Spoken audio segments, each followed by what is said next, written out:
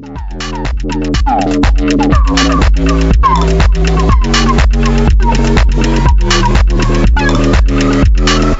keep the money. You keep. Welcome back, everyone, to the 2-on-1 Fast Break podcast. I'm Sean Kennedy, joined as always by our NFL handicapper, Dan Erta. Dan, pretty good couple weeks for you. We haven't talked on the podcast in a couple weeks, but how was your Thanksgiving? Thanksgiving was great. We had our annual Turkey Bowl, which is always a great time. Had another winning week against the spread, and got a couple days off of work. So all things considered, it was a really good holiday. I hear you. Yeah, 6-4 last week, and it brings your record on the year up to a pretty respectable 34, 38, and 3.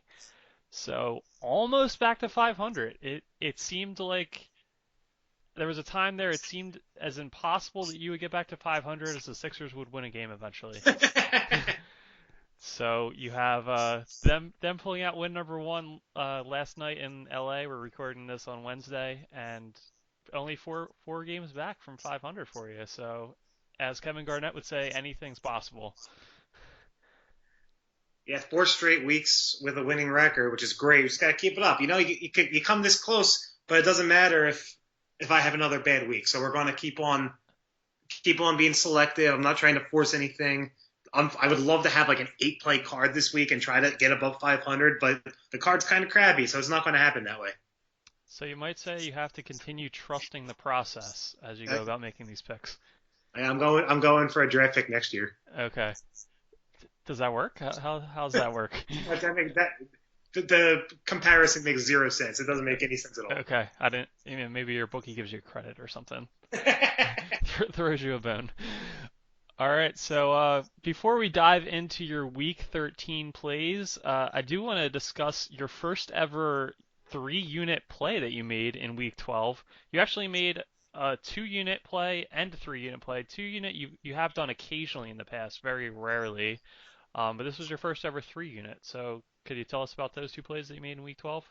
Well, the 2-unit play was a complete.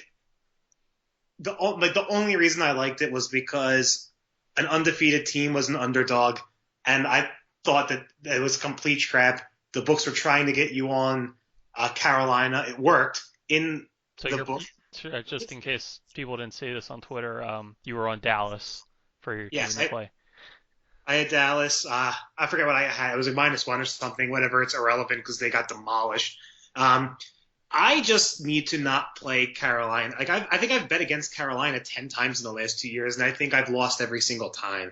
And they're actually one of the 3 teams that have the best against the spread records in the NFL this year. In addition to being, it's going to happen when you're undefeated. You're going to usually cover the spread, but actually one of the top 3 against the spread records also this season. I mean, it was just a combination of Carolina being due for a loss, Dallas having Romo back and needing a win, to keep pace in the playoff race, and having home field on a Thanksgiving day with a short week. I thought I might I keep on trying to find this lackluster Carolina performance that might just never show up. Maybe they're just a really good team. They're a really good team, but so is the team I made the 3-unit bet against, and that one was actually successful. Good teams don't cover the spread, but apparently Carolina always covers the spread. Almost always. I think they only have 2 against the spread losses on the year.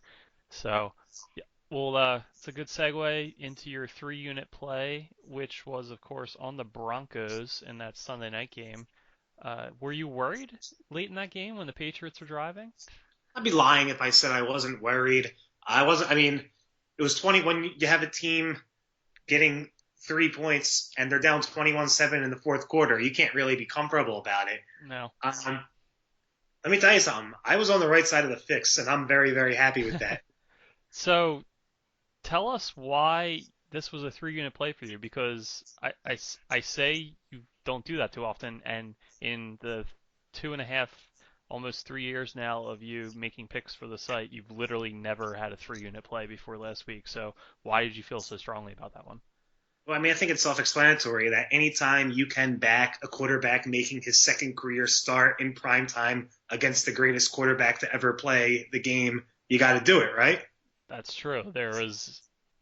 It's a little like when you're at the craps table and somebody hands the dice to their girlfriend that's never rolled a die before in their lives, and they go on a sudden hot streak. I think that was the same kind of mentality you were trying to tap into with Now, Brock to be honest, Osweiler. I think about Osweiler is obviously he's not a star yet or anything like that, but the if there he's better than Peyton Manning right now, and I can't believe I'm saying those words, but it's the truth. So I wasn't looking at it like Denver had their backup quarterback playing. I looked at it like Denver had a better quarterback playing than they had 3 weeks ago. And then the Patriots are just so banged up, and they can only do so much. Having Tom Brady can only get you so far, and he's great. I got absolutely nothing but respect. I bet on him very often. But it was just one of those spots where they were so banged up, even more banged up by the time the game was over with Gronk getting hurt.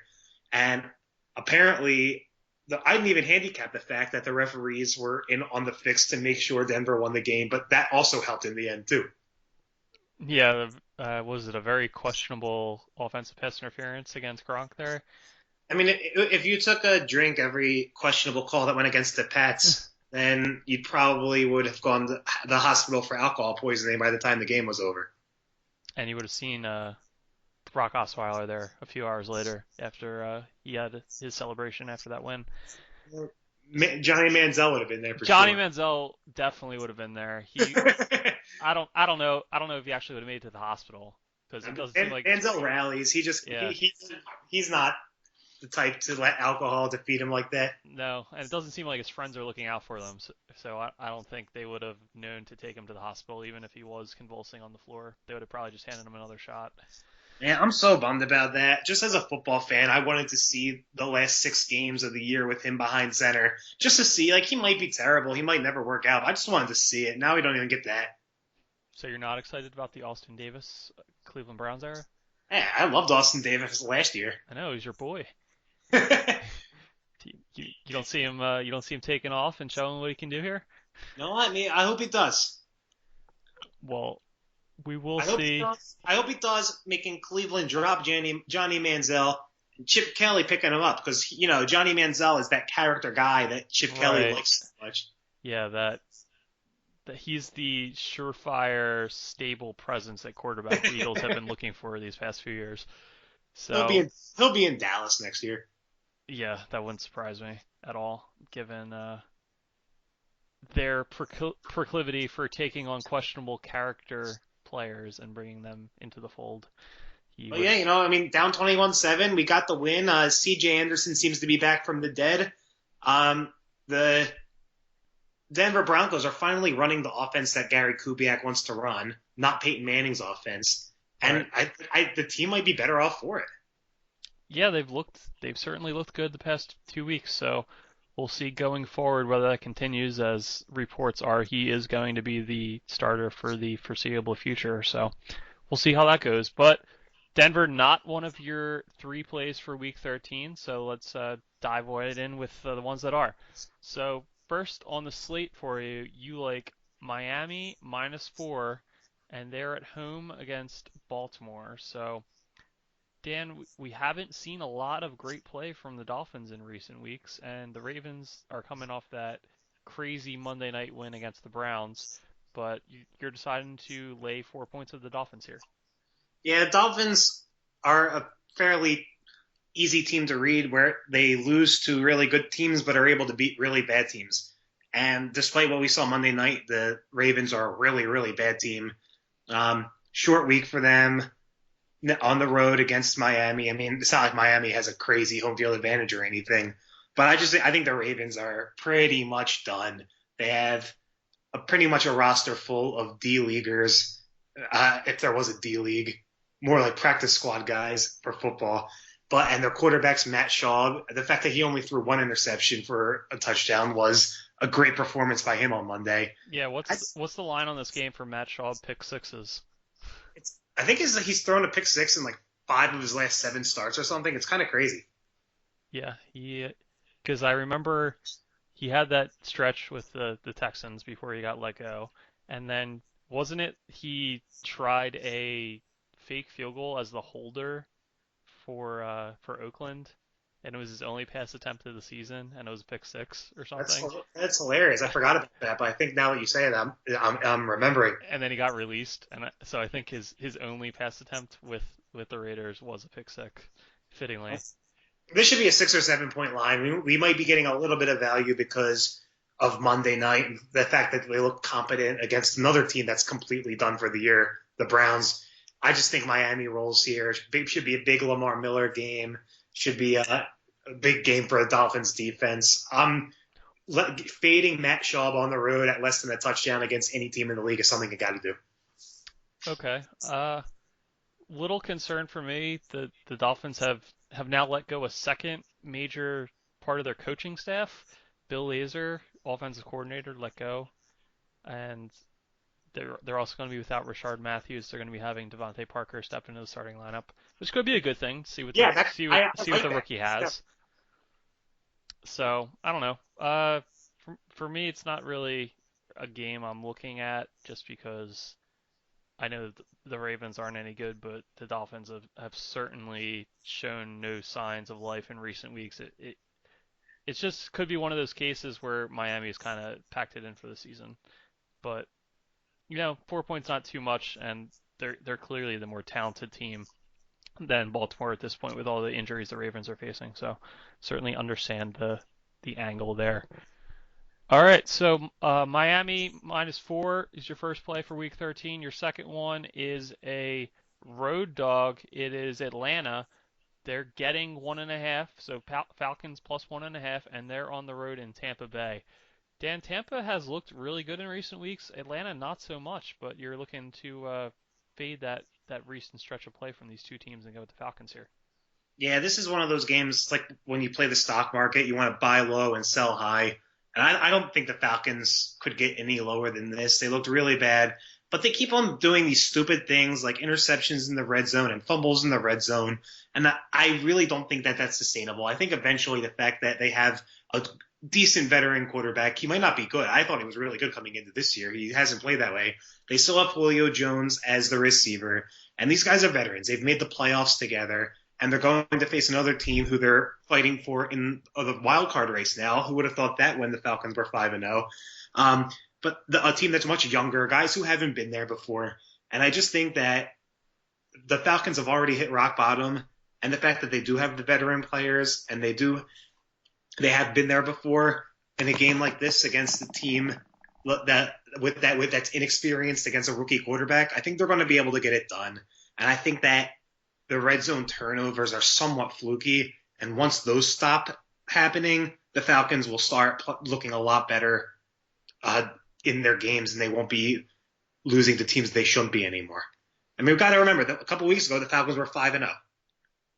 It's very true, but you also just because they started out 5-0 doesn't mean these more recent games shouldn't be taken into account also. But I do happen to agree with you here. I think that if the Falcons have any playoff aspirations, this is a must-win game for them. And I think getting Devontae Freeman back is going to be a big boost after he was forced to sit out last week. And it looks like he will be back in the lineup. He's been practicing and cleared to go going forward. So Falcons, yeah, I mean nothing too fancy here. It's just they're a better team. Tampa looked great against the Eagles 2 weeks ago, but who doesn't look great against the Eagles these days? Exactly. And then they kind of laid an egg against the Matt Hasselbeck led Colts. So maybe a really good spot here to get back on the Falcons, as you mentioned, before they are able to string a couple wins together once again heading into the tail end of the season. So Falcons plus 1.5, your second pick for Week 13. And finally, um, interestingly enough, given that I just talked about how bad they've been playing, but you like Philadelphia plus 10, and they're facing New England, and that's in New England.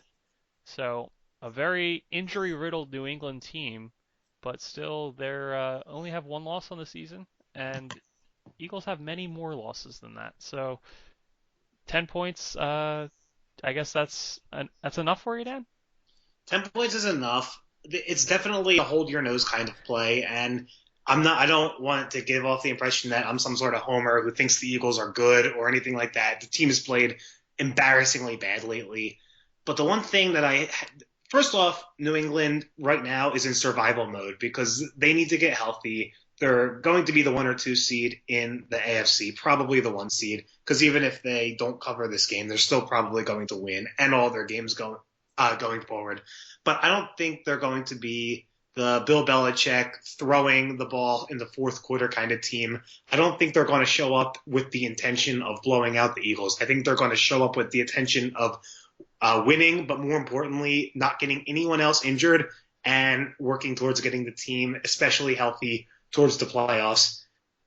I think I have looked at the teams that have destroyed the Eagles. Tampa Bay, what we talked about earlier, destroyed the Eagles. They have a stud wide receiver in Mike Evans. Calvin Johnson destroyed the Eagles with the Detroit Lions. Even back to week 1 with Julio Jones against Atlanta Falcons. And the Pats don't have that guy. They're more of a throw it around to everyone. And as we saw last week, a lot of those guys are hurt. Gronk's probably not going to play on Sunday. Julian Edelman's done. Amendola practiced today for the first time. He might be there. But if Amendola is the number 1 receiving threat on New England, I can't trust them to blow out anybody. And I don't even think, like I said, I don't think they want to blow out the Eagles in this game. I think they want to get in there, get a win, but stay healthy first. I think the Eagles are going to be able to hang around for that reason. Patriots certainly dealing with a lot of injuries. I wouldn't say that the absence of a stud wide receiver is the only thing that would enable them to beat Philadelphia. I mean, even in that Tampa Bay loss, you mentioned Mike Evans, but Doug Martin also ran for over 200 yards. So I don't see LeGarrette Blount running for 200 yards. right, but I'm just saying there's plenty of holes to be exploited for the Eagles defense, and Bill Belichick is definitely a master at finding weaknesses in the opposition and taking advantage of them. But yeah, I agree. The Patriots are just a mash unit at this point.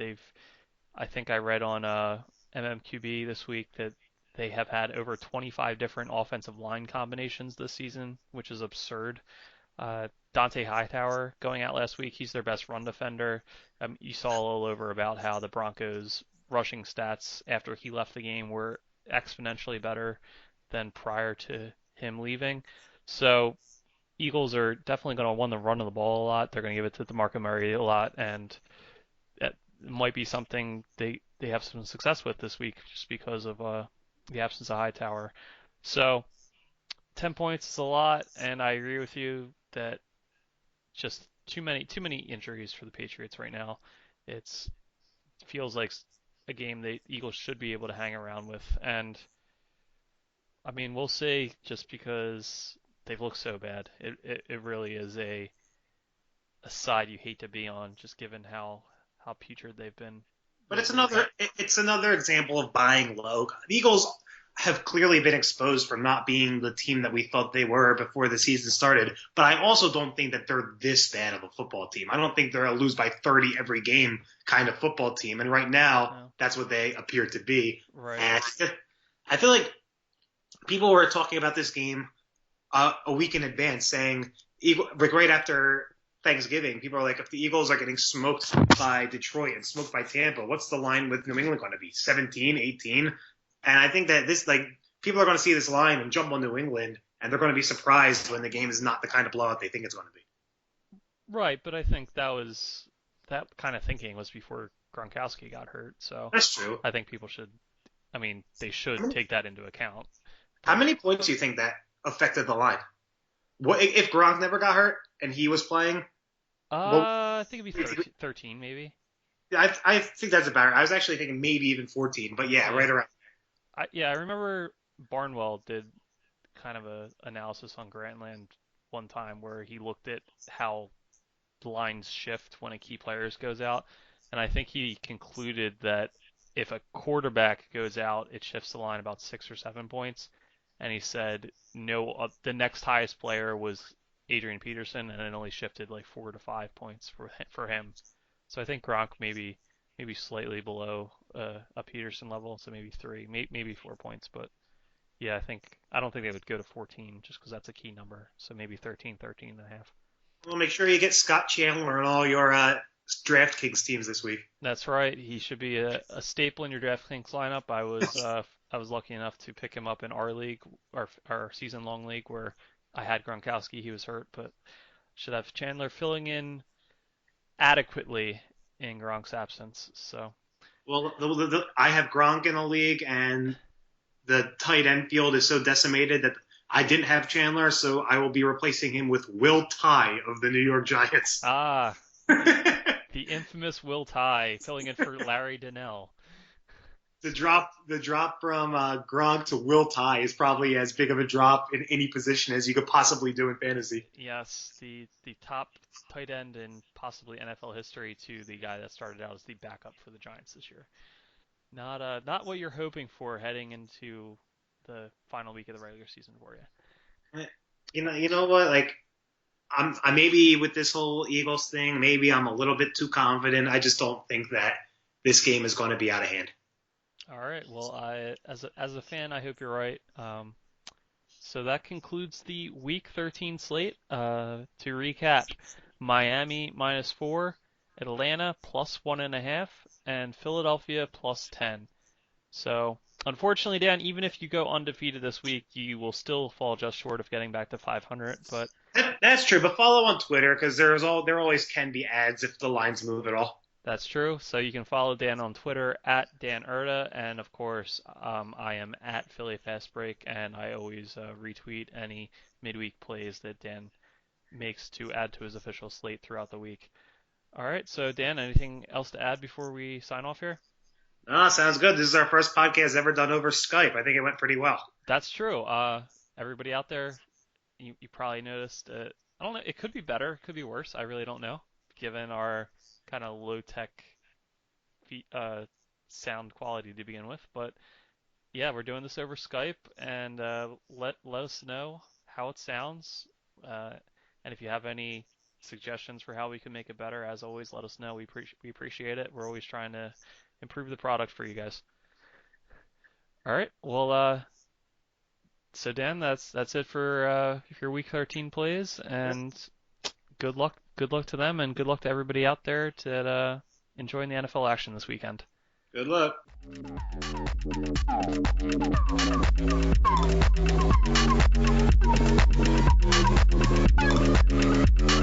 You keep the money. Today's theme song is brought to you by Epsilon Knot. Keep the money. You can find more of their music on freemusicarchive.org. Be sure to check out all of our content at phillyfastbreak.com.